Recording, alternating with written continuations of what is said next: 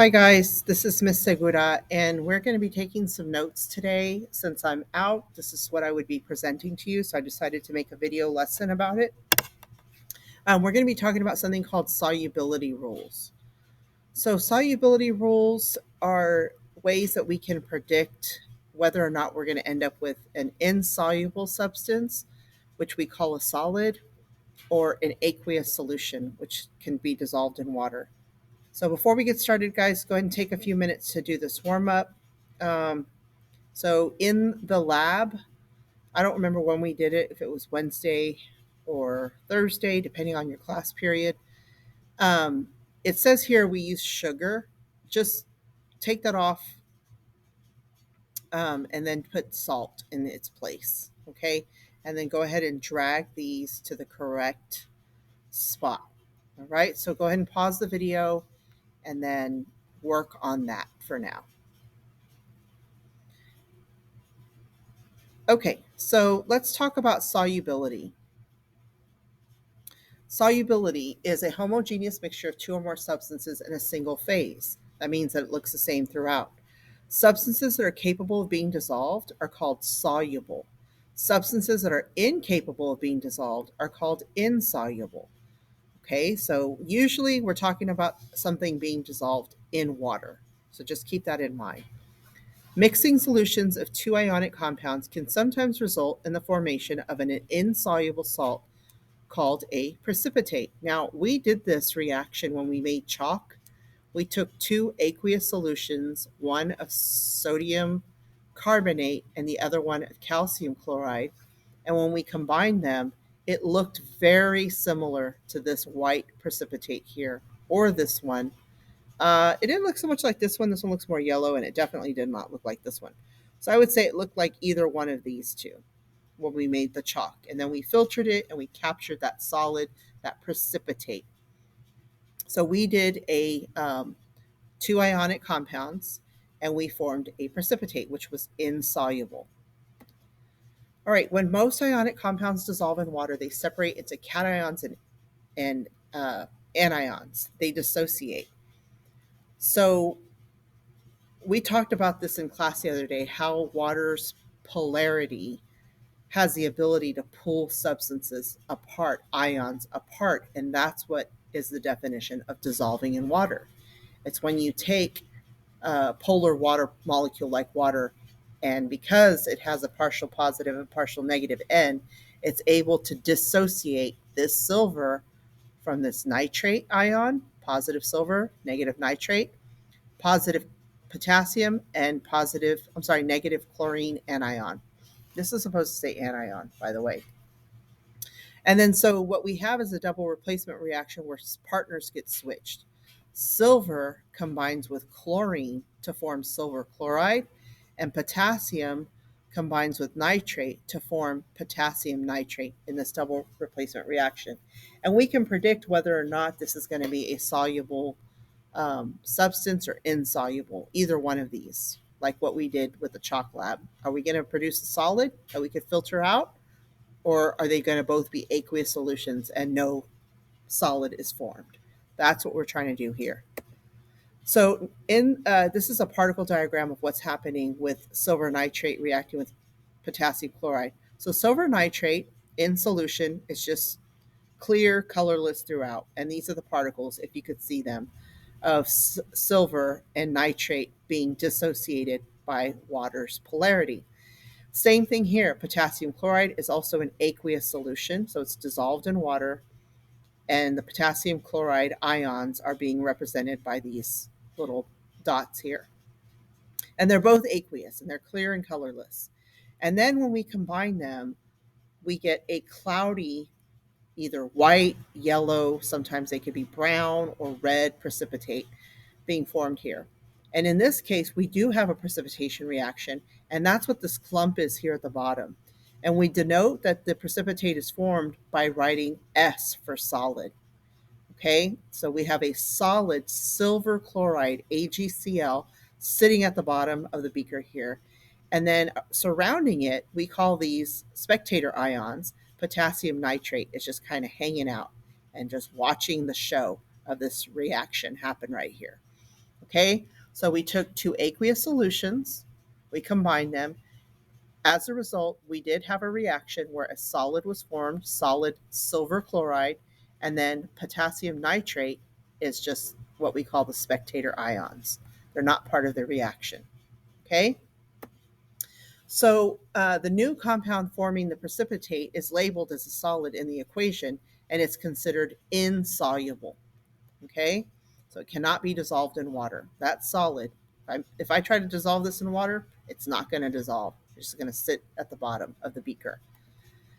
A precipitate of silver chloride, so this is the actual reaction. So um, actually, this is not the same reaction, is it? Silver nitrate, potassium chloride. Oh, yeah, it is. Okay, so silver nitrate, clear, colorless, is reacting with potassium chloride.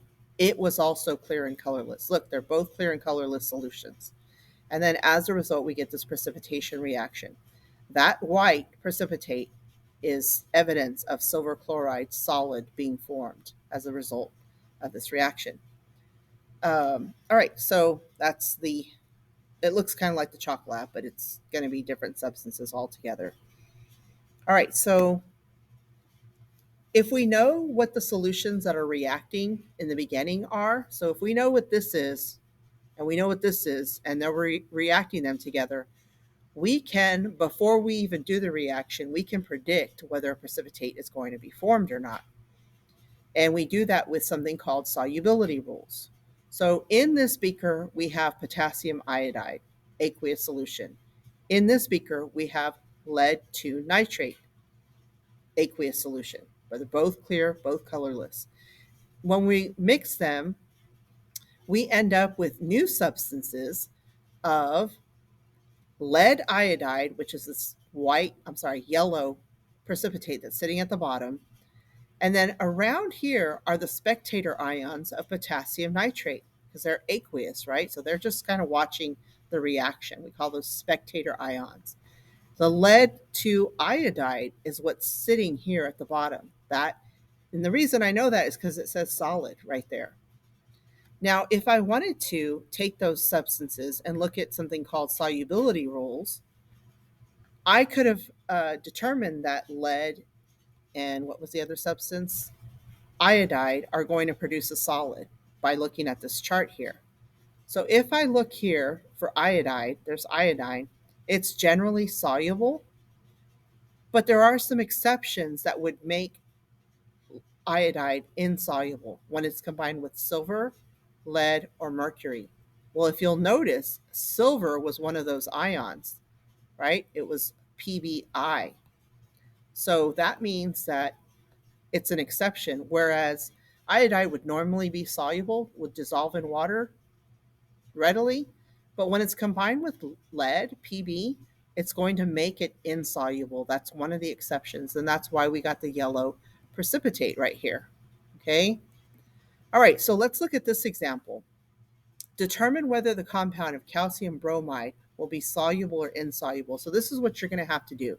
You guys are going to get a compound and you're going to determine using solubility rules that look something like this if it's going to be soluble or insoluble. So what you need to notice is you're always looking at the anion portion of this compound. So you're looking for the negatively charged ion. And in this case, it's bromide. Okay. So I'm going to look here on my list of soluble ions. I'm going to look for bromine. Oh, and I see it right there. And I notice that bromine is in the soluble column. Okay, so that tells me bromide ion is generally soluble.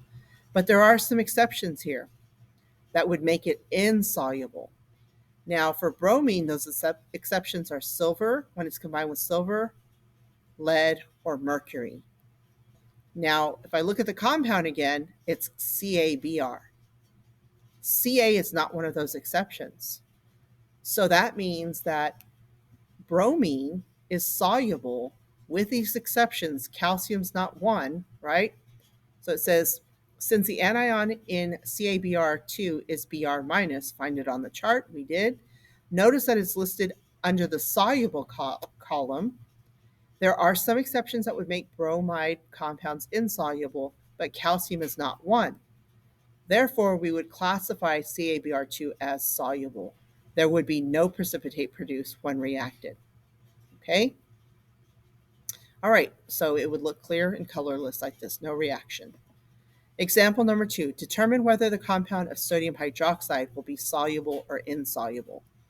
All right, so remember, I'm looking at the second half of the compound. I'm looking for the OH hydroxide ion. You might remember this from when we were doing naming and formula writing. This is hydroxide.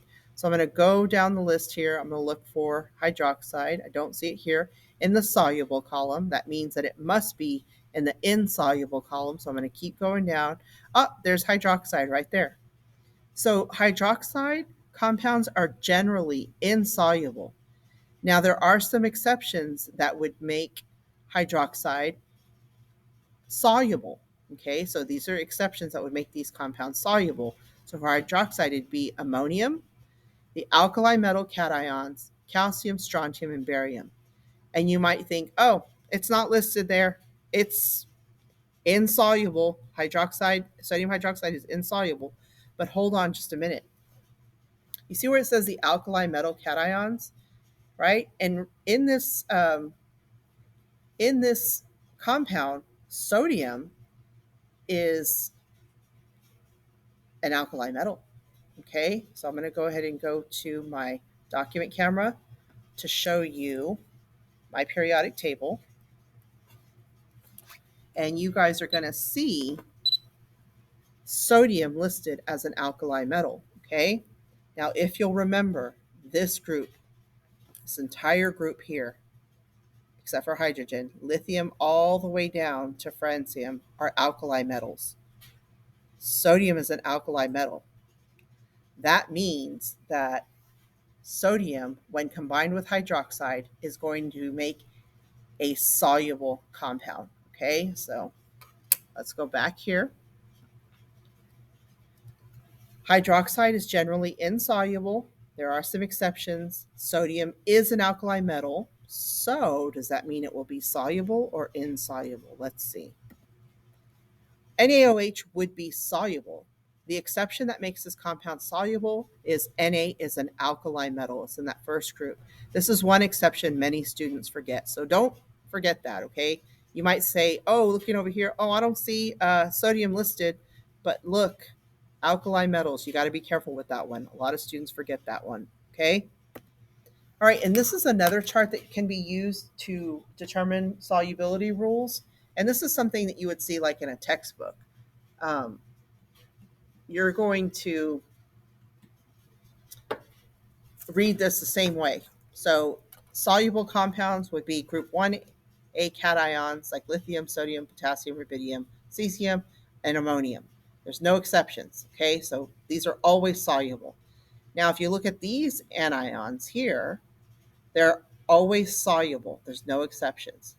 Now, if we get to chloride, bromide, and iodide, they are soluble, and there are some exceptions of silver, mercury, and lead. And this is basically what's on the chart that you guys are using today. And then sulfate is going to be soluble with some exceptions of strontium, barium, mercury, and lead.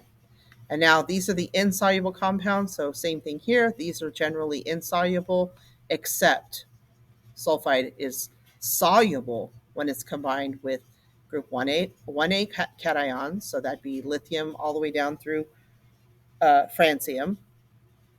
And then ammonium, calcium, strontium, and barium.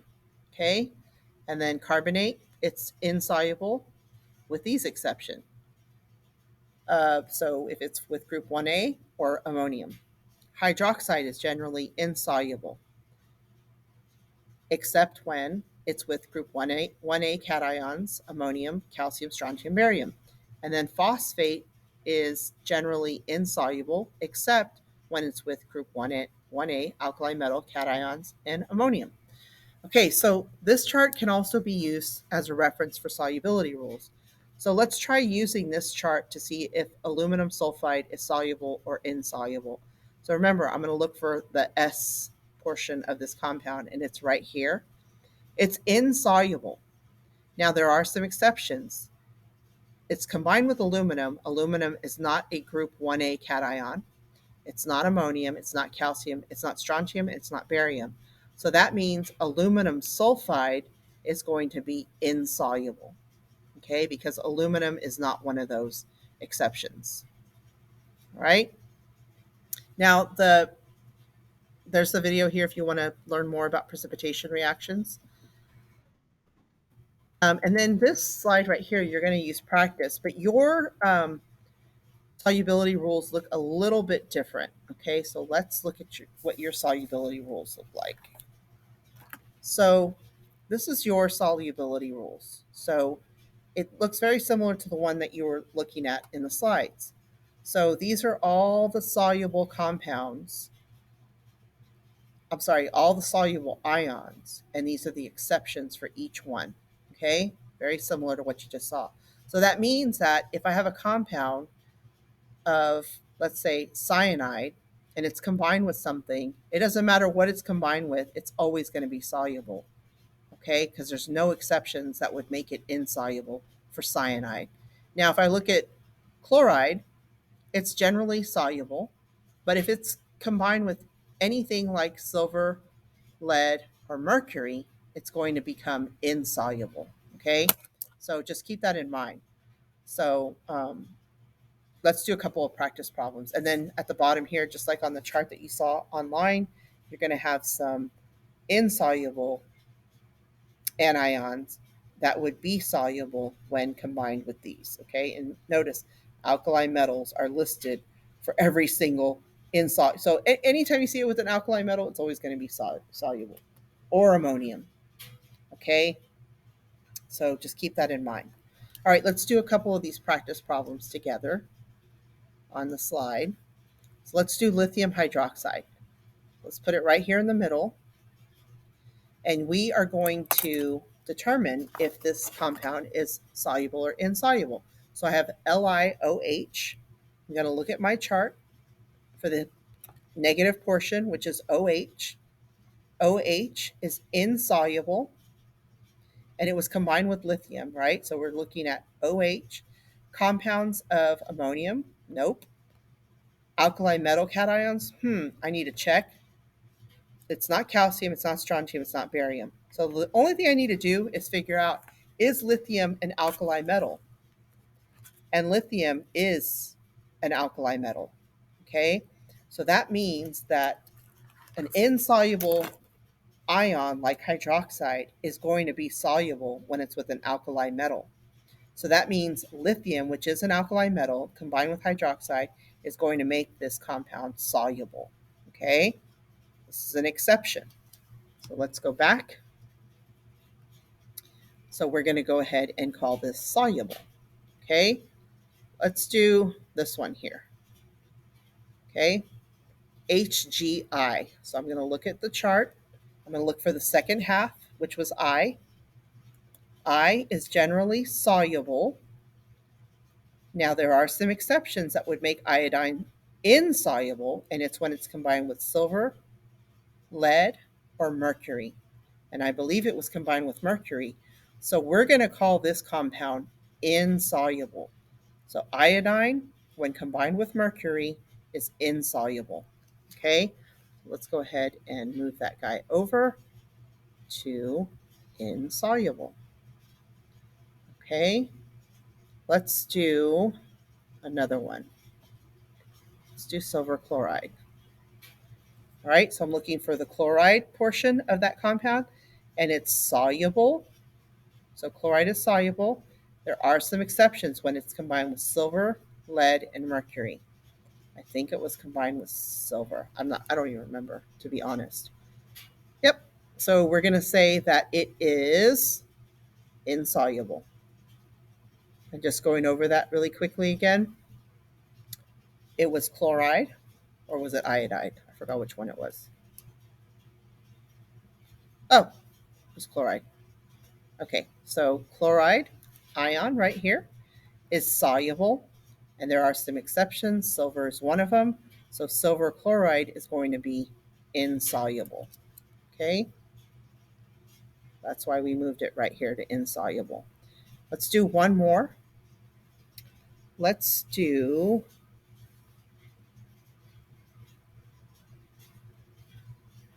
okay, I'm going to do this one because guess what? Oxygen's not on the chart. We're going to use one of his cousins to help us determine solubility. Okay, so if you'll notice on the chart here, oxygen is not listed as an anion, right? There's nothing here about oxygen. Now its cousin is here, sulfur. Sulfur is generally insoluble. Now there are some exceptions when it's with ammonium, the alkali metals, calcium, strontium, or barium. So let's see if we would consider iron oxide. If we had to use this, this was all we had as a reference. Well, I'm going to say that since sulfur is generally insoluble and iron is not an exception that would make it soluble, I'm going to go according to what his cousin, how his cousin would behave. I'm going to say FeS is going to be insoluble. Okay, so let's go ahead and move him over.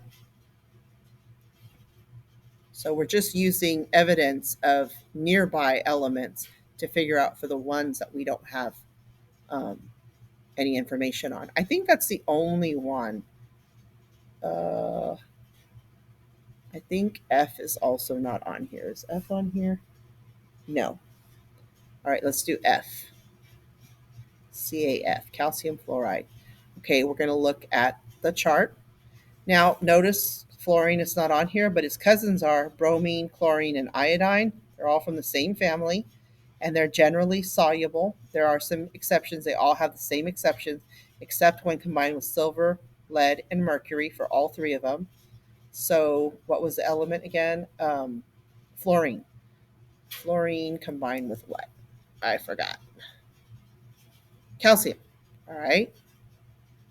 So, calcium is not an exception, right? So, I'm going to say that calcium fluoride, since bromine, chlorine, and iodide are generally soluble, and iron, I'm sorry, what is the element again? It's not an exception. I know that. Calcium. So, we're going to go ahead and say that this is soluble. Now, you should be able to find all of these other ones listed here. So just use your chart, your solubility rules, and do the best that you can, okay? And you're going to be turning this in when I return, okay? So good luck with that. And then there's also, when you get done with that, there's another assignment for you guys to color as well. That will be for a grade also. Have a good day. Thank you. Bye bye.